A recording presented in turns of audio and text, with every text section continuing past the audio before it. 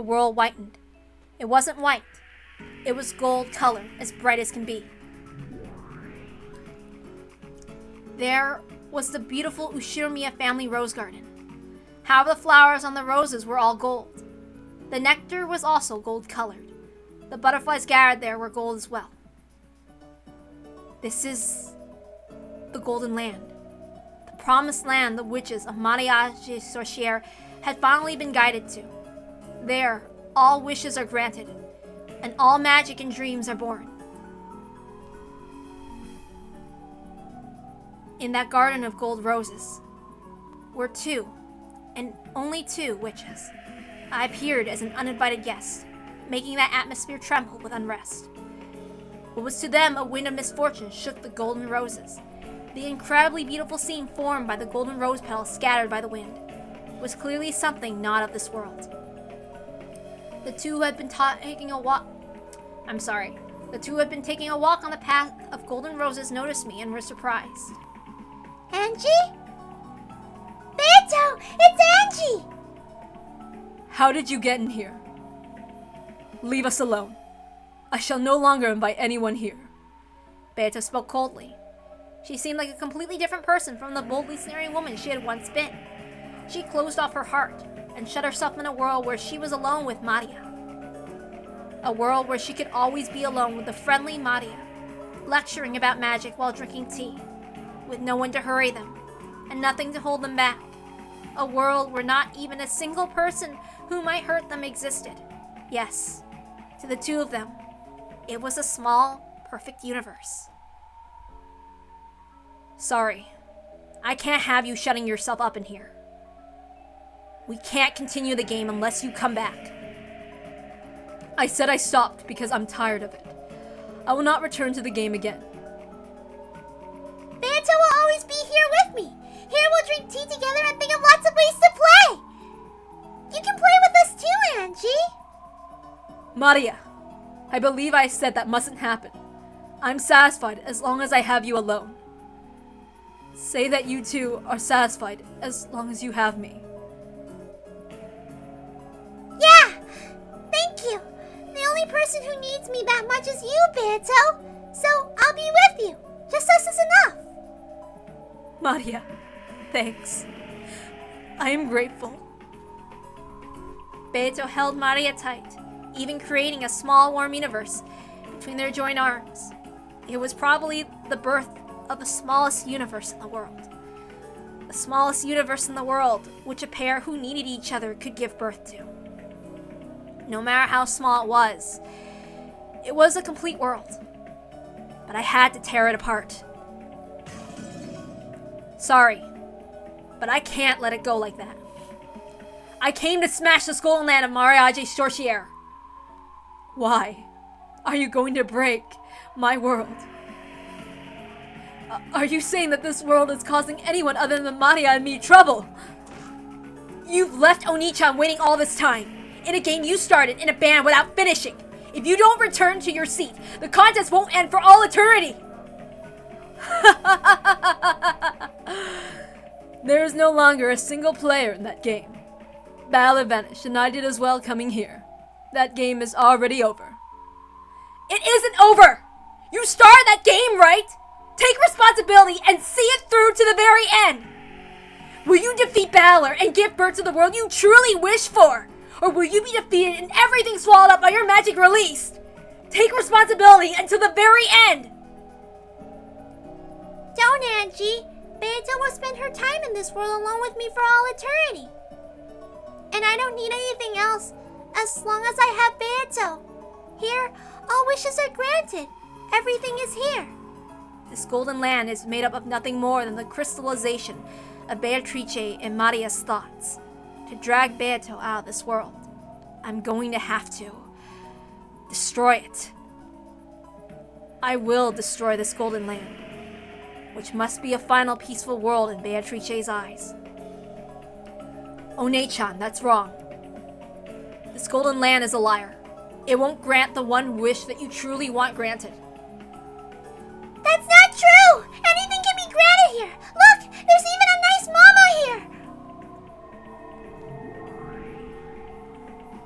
Gold butterflies gathered behind Maria, forming into a kindly smiling Aunt Rosa.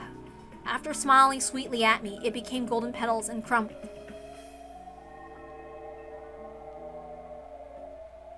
Here anything can be created. Even Angie, even Ballard, even George, and even Jessica. You can summon as many as you want and everyone is nice. You come too, Angie, and let's play together. Sorry, ONII-CHAN. And what about Sakutaro? Upon hearing Sakutaro's name, ONII-CHAN looked like she was choking. Stop it! Do not speak that name! Beato's expression changed as well, as she hugged Maria, guarding her shoulders. Sakutaro's name was still taboo for ONII-CHAN. Why can't I say it? It's the name of Maria's best friend. Why won't you invite that close friend to this wonderful golden land? Why, in this golden land, where any wish can be granted, is Sakutaro the only one you cannot summon? That is... It's alright, Maria. You don't have to remember Sakutaro. Sakutaro was killed by Mama!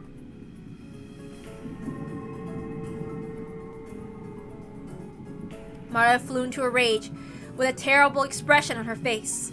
Surprised by that voice, the butterflies throughout the garden flew up, blowing around like a typhoon of flower petals. Yes, I know. Aunt Rosa took your precious stuffed animal, Sakutaro, and tore him apart.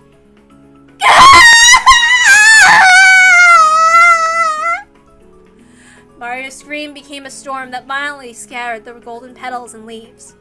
It truly was a storm of gold. Stop! Stop, stop, stop! Why are you trying to reopen the wound of Maria's heart? Don't defile the sleep of this precious friend to both Maria and myself.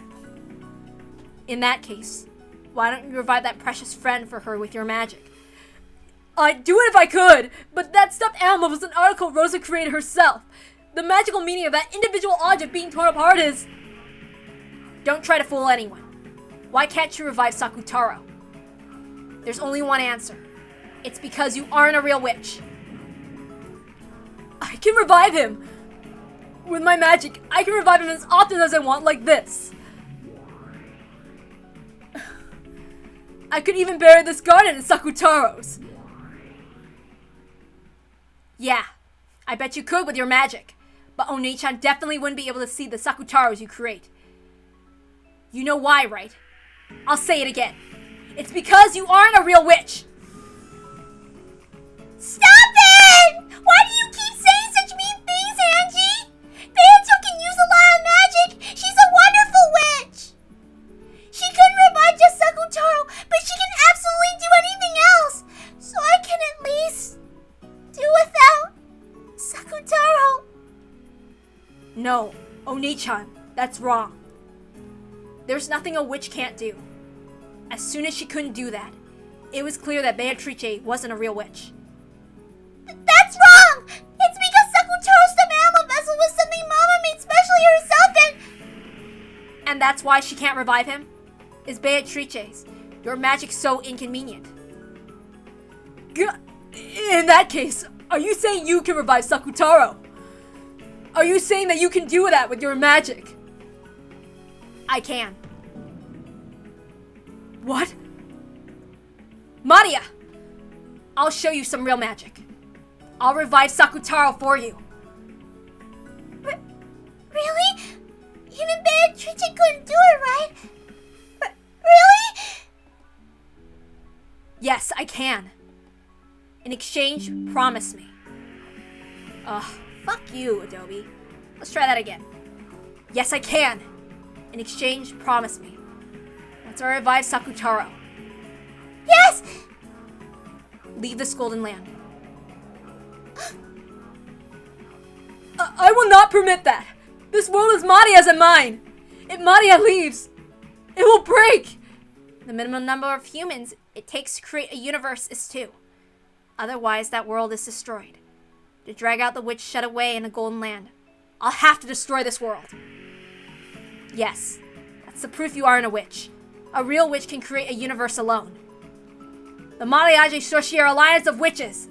The very existence of this alliance proves that you aren't a witch. No! I won't hand Maria over. I hate you! Leave right now! Get out of here! Dragging everyone into a game of your own accord and getting bored and chasing them out when your mood changes. How selfish can you be? Take a look, Beatrice! And you, Maria! This is true magic! Will you really revive Sakutaro? There's no way you can! This is a golden lamp for Maria and me alone! There's not a single spell that an outsider like you could use! As you are now, you couldn't even create a single butterfly! Be quiet, Beto! Don't get in Angie's way!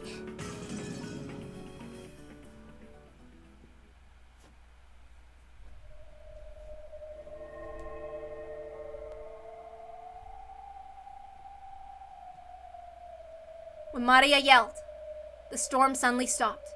The area returned to silence. The scene, as a massive number of golden petals had been blown upwards, quietly drifted down, was fantastical, as though golden snow was falling. Maria, thinking about this unlikely, if only miracle, had unconsciously joined her hands together as though praying. Beato watched Maria do this, her heart racing. If this extremely unlikely were to happen, Maria would, this world would. But it's unthinkable, absolutely impossible. That stuffed animal, which had been the only one in the world, was torn apart and thrown away, and not even a thread remained. Reviving it was certainly and absolutely impossible. This is my golden land, a world where magic that isn't mine certainly cannot exist. If you think you can do it, let's see what you've got, Ushuramiya Angie! At Beato's scream-like cry, the world lost its sound. I slowly recited the incantation for true magic.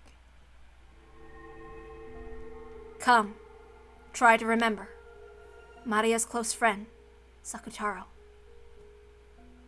Try and remember what form you had. Try and remember what a lovable stuffed animal you were.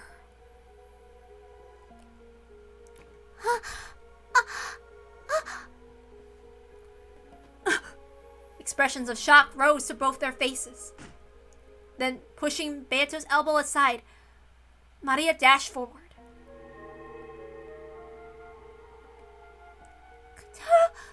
Sakutaro! Then she clung to us both. It's alright. Sakutaro isn't going to disappear. Maria, I'm home. Sakutaro! Sakutaro!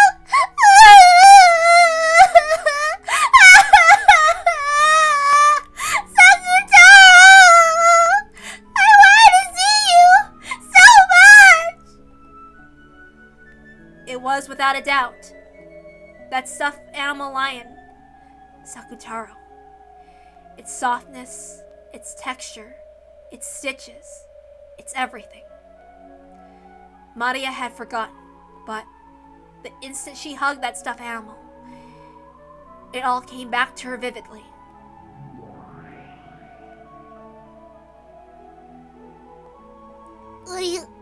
Maria, I'm home. Sakutaro! Sakutaro! Is your body alright? Does it hurt anywhere? Even though something so horrible was done to you? Are you all okay? Angie revived me with magic, so I'm perfectly fine. Thank goodness! Thank goodness! Welcome back, Sakutaro! From now on, I'll always be with you, Maria. Together for eternity. So, don't let go of me, okay? Yeah, won't let go for all eternity. Then, still hugging Sakutaro, she looked up at me with tear-filled eyes. Thank you, Angie. Angie's magic is amazing. How can you revive Sakutaro when Beato couldn't do it? Impossible. Impossible. How? How can a human other than me use magic in my golden land? This is completely impossible. Why are you so flustered about, Beatrice? This is magic, right? There's no way that's magic! This is my golden land, a world where magic that isn't mine certainly cannot exist! And my magic not able to revive Sakutaro! There's no way it could! That is a special stuffed animal, made by Rosa for her daughter's birthday in the entire world, if only...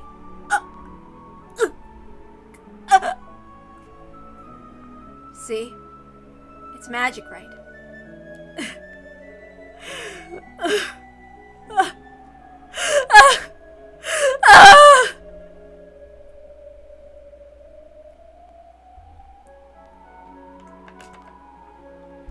With this miracle that she couldn't possibly accept, Beato understood all of my magic. She looked at Maria and Sakutaro innocently frolicking around. Looked at me, and then fell to her knees, even with her hands pressed to the ground, and cried. Beatrice! This really is magic, right? It's magic, right? Beatrice! Indeed, it is magic. This is real magic. Why can Angie use a magic that even Beato couldn't? Why? Why? Angie's amazing! Angie's an amazing witch! A real witch who's much, much more amazing than me! Yeah, that's right, ONII-CHAN. I'm the Witch of Resurrection, Angie. There's nothing that can't be revived by me. Amazing! Incredible! Even Beato said that the magic of resurrection was the hardest!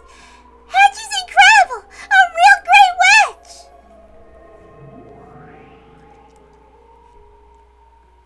At that time, Maria and Sakutaro's forms flashed gold, and the forms of the two became golden flower petals that crumbled away, as the two became a golden wind and swirled together. They left for some other peaceful place not here. Beato had, as promised, banished Maria from the Golden Land.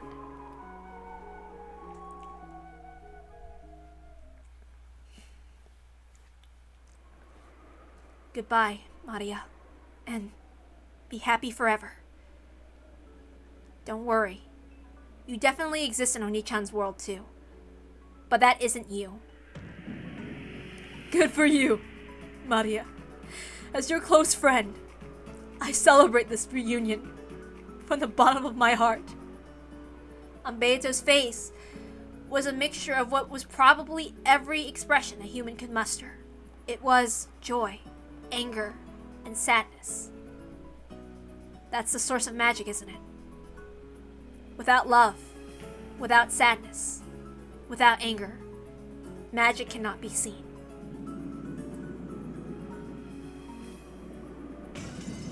The ground shook, an earthquake. It gradually summoned greater and greater fissures, and began to tear Beatrice's final paradise apart. Golden butterflies fluttered about, trying to escape, but there was nowhere to escape to, and Beatrice was the same. The golden land began to crumble away. The earth crumbled downwards like a floor falling through, and Beatrice was sucked into the depths of jet black darkness. Then she was mercilessly slammed against a jet black floor. It was dimly lit, smoking room. There was no door to exit by, and while there was a window, it let no light into Beatrice's shadowy, smoky room. Even though Beato was moaning from the pain of being slammed against that cold, hard floor. Oops, I'm sorry. My finger brushed against the thing. I'll try again. Even though Beato was moaning from the pain of being slammed against that cold, hard floor, she shakily rose to her feet. There was a seat there, and the game table, still just as had it been when she left it. The game board also remained that same state that Beato had left it in. That's your seat. Sit. So, this is the only seat for me to sit in. Beato put a hand against her own seat and laughed sadly. Win or lose, that's all you've been given. A tie during the process of reaching that point will probably be permitted. However, you won't be allowed to suspend the game and throw it away. Will you win or survive, or lose and disappear? Until one of those two things happen, you will not be permitted to rise from that chair. That should be your only duty as the host of the Witches' Game, as the Golden Witch Beatrice. Laughing weakly, Beato sat in that seat. She rested her elbows and covered her face with both hands, showing off a smile with nothing but her mouth. Not permitted to escape an unwinnable game. Then, very well. Why don't I repeat this until I lose? Quit being so faint-hearted. Win. Use the best moves you have. You started this game. You have the duty to make the best moves possible. Give all that indecisive fooling around a rest. At that time, there was a violent sound. Beato felt a cold, pathetic sensation on her leg. Gotcha! I finally got you, Beato! Oh, great Lady Lambda Delta, is it? To think that you were still there. Beato's foot was caught in an ice-cold steel shackle. I'll remember this for episode 8. Tying her to the chair she sat in, she would no longer be able to escape from the seat. You won't be able to escape anymore, got it? I can be more persistent than I look. Surprised? It's more surprising that you don't realize how persistent you looked. You're not permitted to leave early or suspend this game. You'll fight for all eternity in order to win, okay? You don't want to lose, do you? You don't want to look peak of a kind, wonderful world you'll be thrown into if you lose? Don't worry. You can win because I, the great Lady Lambda Delta, will be looking after you constantly until you win for all eternity.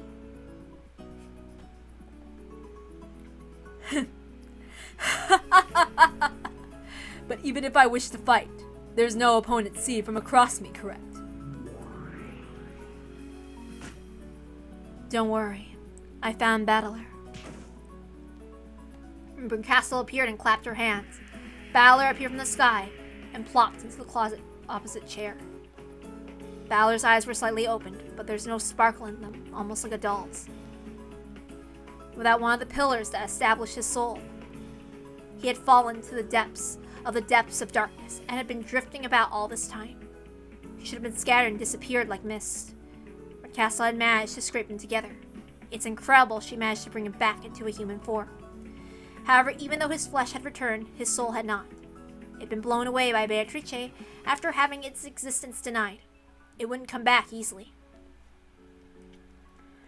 Battler won't run from this fight either. Not until he defeats you. Just because your chances of winning are shrinking doesn't mean you'll be permitted the inelegance of abandoning everything and running. Even he doesn't want that. Isn't that right, Ushiramiya Battler? Battler didn't answer. His heart was still dead. His eyes wavered slightly at the question, but he couldn't answer. Battler! Get a hold of yourself! You are here, and the enemy is before your eyes! Fight! Fight to win! Battler lazily repeated that, speaking incoherently. He'd come back. The wound he bore on his soul was no small thing. That was only natural. Beatrice had woven her red, and he'd been denied. He learned that the mother he respected was not his birth mother, and he didn't know who he was. He was not Ushiramiya Battler. Don't talk stupid! You are Ushiramiya Battler and no one else! No matter who acknowledges that or denies that, make sure you believe it yourself! After all, you're the only one who can create your own world! Don't lose the world where you're Ushiramiya Battler! Then, who am I? I'm not Mom's child, right? Where was I born from? Battler asked that question as his eyes, which still hadn't regained their sparkle, stared lazily up at the ceiling. Of course she answered right away. Yes, that's right. Beato proclaimed it with red truth. So I'll proclaim it too. Ushiramiya Battler is not Ushiramiya Asumu's son. In that case, he's not qualified to be the opponent in my game, correct? Beatrice, repeat it! Ushiramiya Battler is not Ushiramiya Kinzo's grandchild! As Beato wrinkled her forehead, a painful-looking smile rose to her face. So you refuse to repeat it. Beato proclaimed two red truths. Battler is not Usumu's son, and no one except Kinzo's grandchild Balor is qualified to be her opponent. The following theory will allow Balor to be accepted without creating any contradictions. Here's my blue truth. Listen to it. The one qualified to be Beato's opponent is Kinso's grandchild Ushiromiya Balor, and whether you're Asumu's son or not is not a problem. Thus, even if you aren't Asumu's son, you can still be Kinso's grandchild, as long as you are Rudolph's son. It's just a silly word game, wasn't it? Your blue truth is valid. Beato, your counter-argument with the red truth. If you cannot counter it with the red, Balor's qualifications as an opponent will stand unchallenged. Balor was still out of it. He still couldn't really understand what she was saying for him, but even so, his spirit was starting to come back, bit by bit. Then, who am I? Get a hold of yourself!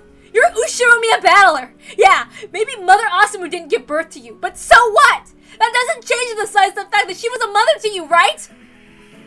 For example, what is Ushiromiya Angie to you? You might not share the same blood, but she's still your little sister, right? It's not about blood, it's bonds, right? That's right. Even though we don't share the same blood, Angie is my little sister. Say it in red! Say that Angie's your little sister! Angie is my little sister. I could say it. She hugged Balor, who was still out of it, and slumped in his chair strongly from behind, so much that it hurt. I don't know why Mother Asumu wasn't your birth mother, but still, up until the day and even now, you believe that she's your mother, right? In this world, there are plenty of people without even a mother. Without even a family! Did Mother Asumu ever let you feel lonely? Never, right? Don't throw away your peaceful family so easily! Your family bonds have gotten too thin after leaving your family for 6 years! You have to feel those family bonds much, much more strongly! Remember! For Mother Asumu's sake as well, don't lose your love over a foolish witch's rant like this! You're right. Mom was always on my side. Where is this place? It's dark, and I want to go home. Where's all my family? The light still hadn't returned to Balor's eyes, but tears appeared. Your little sister's waiting at home for you to come back. Even if you don't come back, she'll be all alone forever. For your little sister's sake, please win this witch's game. Angie, my little sister. But I still don't get it. Why? Why do I have to keep repeating this incomprehensible, cruel game with Beato? I've had enough. In that case, sell this game quickly and go back home! Ushiromiya Balor, how long are you gonna play around in a place like this? Your little sister's waiting for you to come home! That's right, Balor had been caught up in this strange game before he even knew it, and still unable to understand why he was fighting.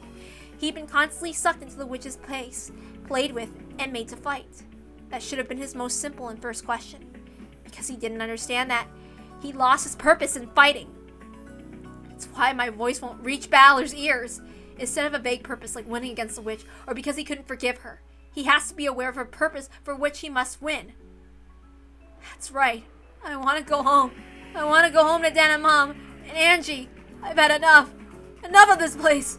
I've had enough of witches and enough of games and murders. Enough. Enough. Balor's soul is starting to come back. But it can't quite reach. You've had enough, right? Then fight so you can return to your family! Destroy Beatrice and go home! No, I've had enough of witches! Enough of Beato, enough of everything, and even you're just another one of those witches' allies! I can be betrayed again at any time! You can't trust anything! You can't trust any words that aren't read! Don't bother me!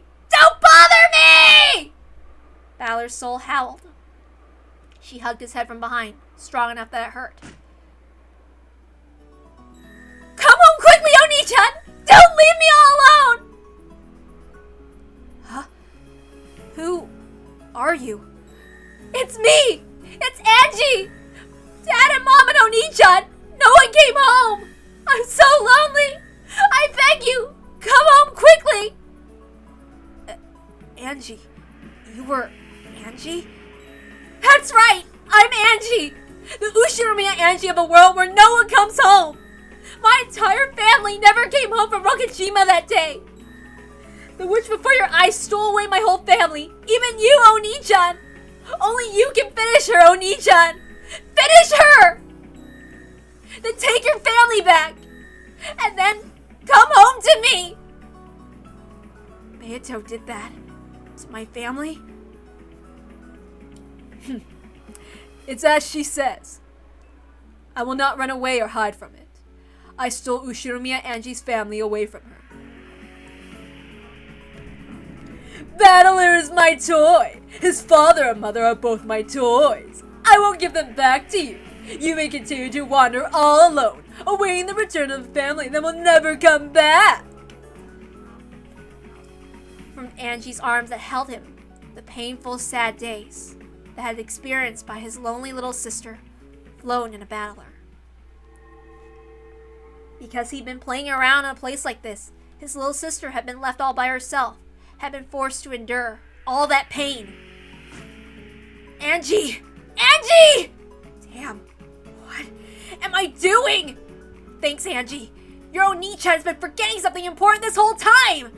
Battler tried to turn around, but Angie was hanging onto his head with incredible force so he couldn't turn back. Was it sweat? Hot drops were splashing on the nape of Battler's neck. What they were, he knew from holding Angie's arm that clung to him. Because it stained Battler's hands, his fingers red. Blood. Angie!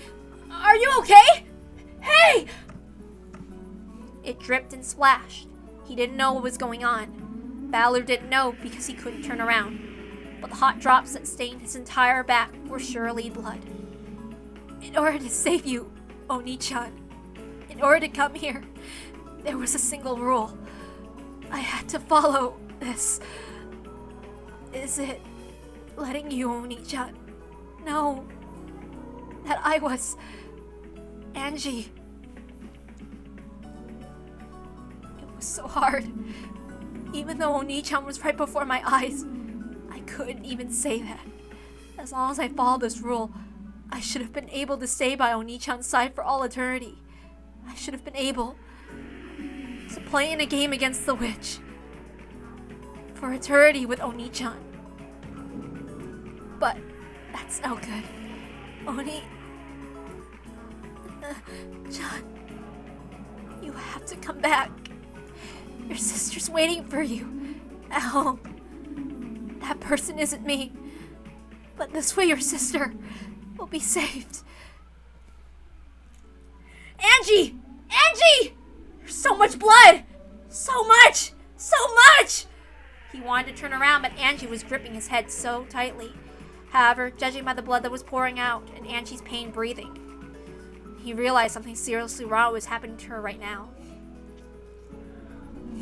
Don't worry. I'm only a piece.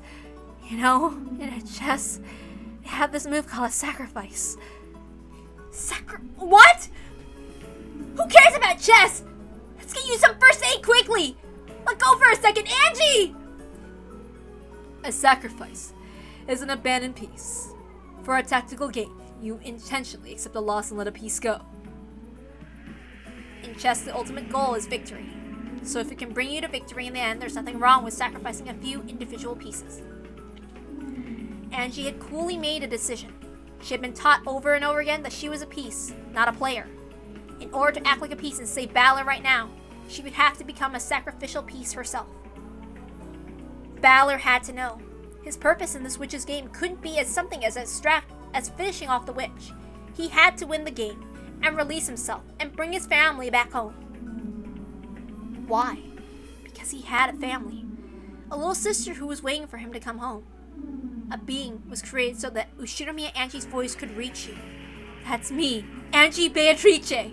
I'll sacrifice the piece I am to give you the will to fight, to give you purpose. My purpose isn't to play with you in a witch's game for all eternity. I came to bring you Ushiromiya Angie's mourning and sadness. That's my unshakable purpose. Hello.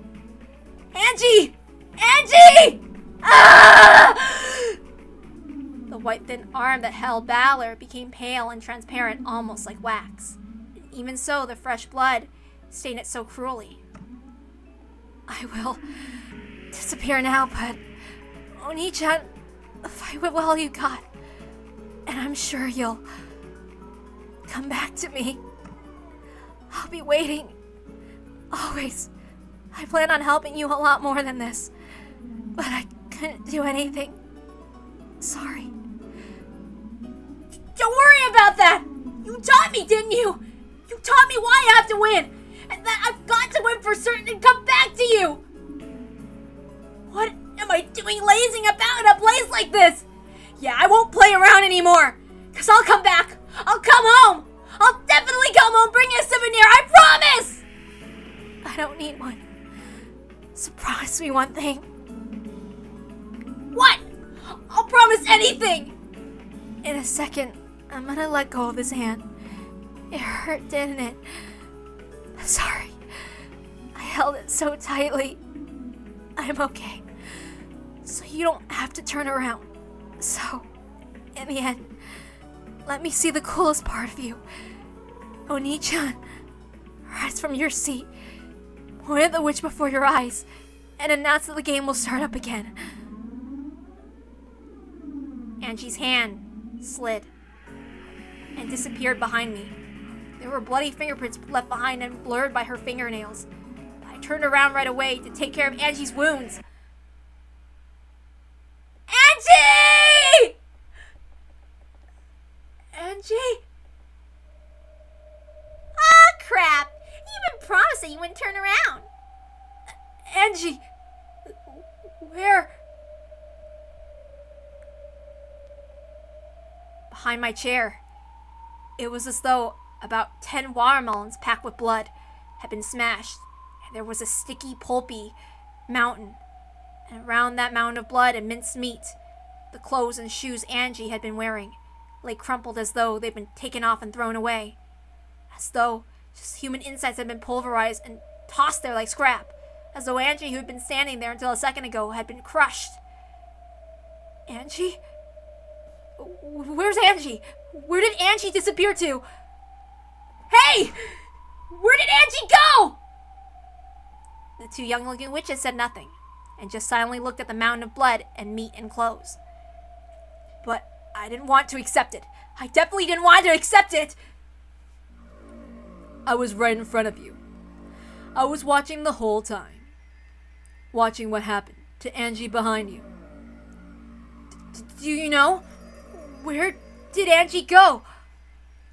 While she still lived, pinch by pinch, massive red-hot pincers tore chunks of flesh the size of a thumb off her and threw them away. I was watching. I saw countless cruel tools burned red-hot in the witch's furnace approach Angie from behind, and one bit at a time pecked at her, twisted her, ripped chunks off of her, and tore her to pieces. Angie should be proud. In order to share some last words with her brother, she stopped herself from gasping at that pain until the very end. As if something like that could have happened, but on top of that mountain of fresh and clothes, what had fallen there was without a doubt what she'd been wearing on her head, those pink jeweled hair ornaments. To be honest, I thought they were a bit too childish for her and didn't suit her, so I remembered them well. Why did Angie wear such cheap hair ornaments all the time? No. The thought that this is Angie couldn't possibly be... You're pretty blunt, Beato. Valor didn't see it, so you could have just said she turned into butterflies and flew away or something. You guys also saw that happen? You saw Angie get torn into little bits? You were watching, and yet you stayed so calm the whole time? Without answering, Burn Castle, Lambda Delta, and Beatrice stared at me.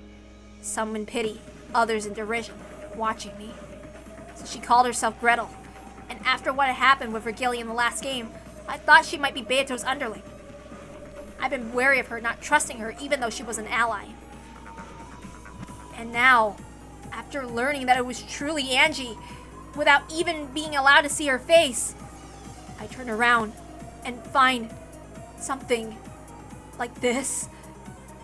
Ah! Why does it matter? All this about your little sister. What did you say? After all, you'll never return from this place for all eternity anyway. Whatever happens to your little sister, a world where you don't come home has nothing to do with you.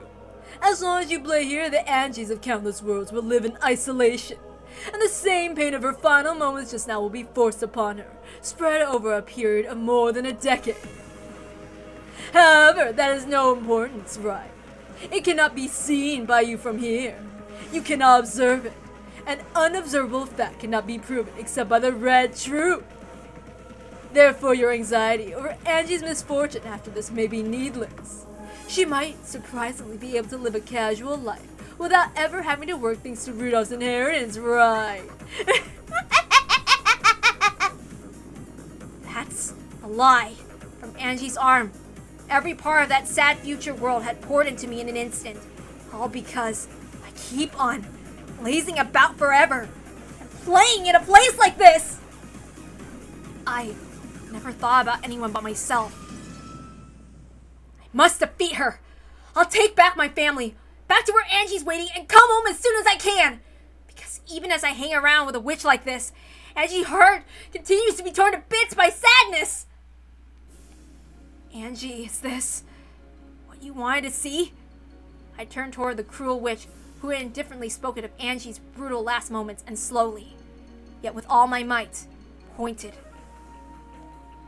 Beatrice. Indeed. Resume this game. I won't run away anymore, and I won't let you escape. Bring it on. I can no longer escape or hide. Let's decide this between you and me for good. One shall win. One shall lose and be destroyed. No other resolution can exist. I'll win. No matter how long it takes, I'll definitely smash you! There aren't gonna be any more compromises, interruptions, or losses by default in this contest! I won't run away! I won't let you get away! Try and defeat me with everything you've got! There's absolutely no need for stupid tricks of deceit or intermingling and acting friendly! You and I are enemies! I have to settle this as soon as possible and bring my family back to Angie! Unwavering resolve, certain willpower. The certain willpower of a human becomes certain magical power that leads to a miracle and promises that it shall be so. Yes, this is a promised certain miracle. Are my chances of victory not even 1 of a billion? No. It shall certainly be impossible without any fragment of any miracle. Before I knew it, a cold stiff chain had bound my other leg without a sound, tying me to the chair. All that's left is to either be killed or lose to battler, or resist and continue in an endless tie for all eternity. Or perhaps I should say it's continue tying until I prepared my heart for death. Either way, I must fight to lose, and nothing more. I've already been bound by the chains of eternity, and battler won't let me escape either. Should I pathetically beg his forgiveness? Should I beg for compassion by appealing to his pitying heart? Should I forget appearances and prostrate myself? Because of the chains, even that choice will not be granted to me. Checkmate. This is a perfect stranglehold. However, I'm the Golden Witch Beatrice, the demon lord of gold who reigns in the Golden Land. Even in a fight to lose, there is an attitude fitting for me, and I have the right to adorn my death in a manner suited to me.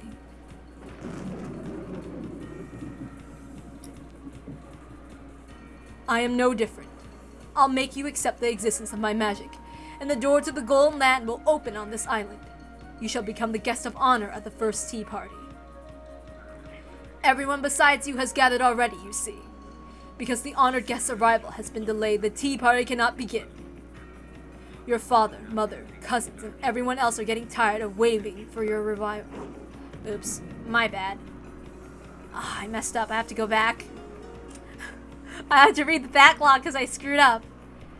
Your father, mother, cousins, and everyone else are getting tired of waiting for your arrival. Sure, that's perfect. That's just perfect. What the hell is magic? What the hell are witches? I'm done playing with you. Here we go, Beatrice! Come as hard as you can, for there will be no compromise, interruptions, or losing by default. One shall win, and one shall be destroyed. If you have no desire to lose, then you must defeat me, kill me. However, I won't be killed so easily. Until you can prepare a fitting end for me, I can resist over and over again. Can you do that? No, you probably can. You surely can. Come on, come and kill me. Is that hard? Then let's go with the usual.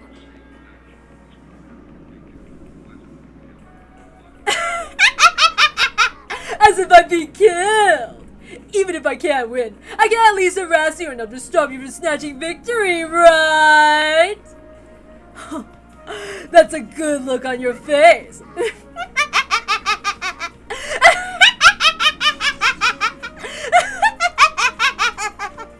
Try and kill me! Try and kill me! Ushiro me a battler! Please kill me quickly. Try and...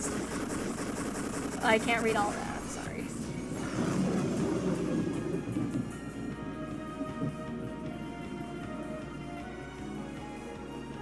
Alright. And we're stopping tonight. I'll read it tomorrow.